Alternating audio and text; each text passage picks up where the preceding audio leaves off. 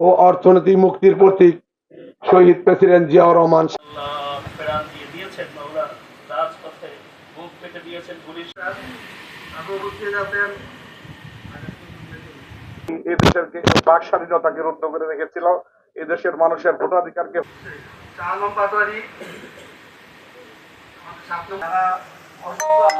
তাদের স্মরণে আজকের অনুষ্ঠানে যেতে না পারি, সেই জন্য আমরা সবাই সজাগ থাকিব।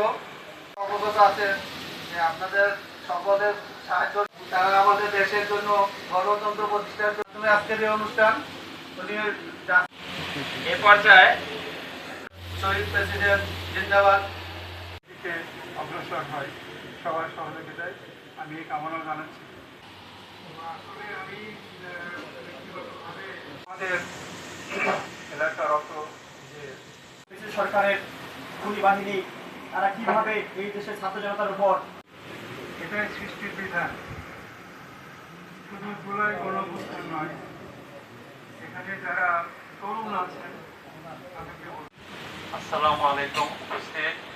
আমার প্রিয়, আর যদি এই শক্তিকে ডিরেল হয়ে যায়, যদি এই শক্তি ডিরেল বৃদ্ধ সকলেই এই বিষয়ে অবগত আছে, কারণ এটা অতি নিকট।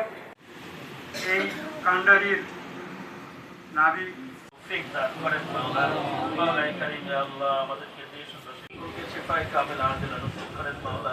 আমাদের সকলের দিলের নেক আশাগুলোকে আমি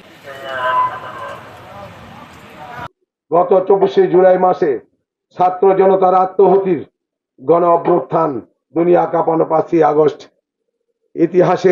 বাংলাদেশের ইতিহাসের জঘন্যতম স্বৈরাচারী ফ্যাসিবাদ শেখ হাসিনার পতনের মধ্য দিয়ে যখন বাংলাদেশের হারানো গণতন্ত্র পুনরুদ্ধারের পথে, ঠিক তখনই সময়ে একটি গোষ্ঠী আমাদের বিএনপির ভারপ্রাপ্ত চেয়ারম্যান জনাব তারেক রহমান সাহেবের বিরুদ্ধে ক্রমাগত ষড়যন্ত্রমূলক মিথ্যাচার, অপপ্রচার, কুরুচিপূর্ণ বক্তব্য এবং ষড়যন্ত্র চক্রান্তে লিপ্ত রয়েছে।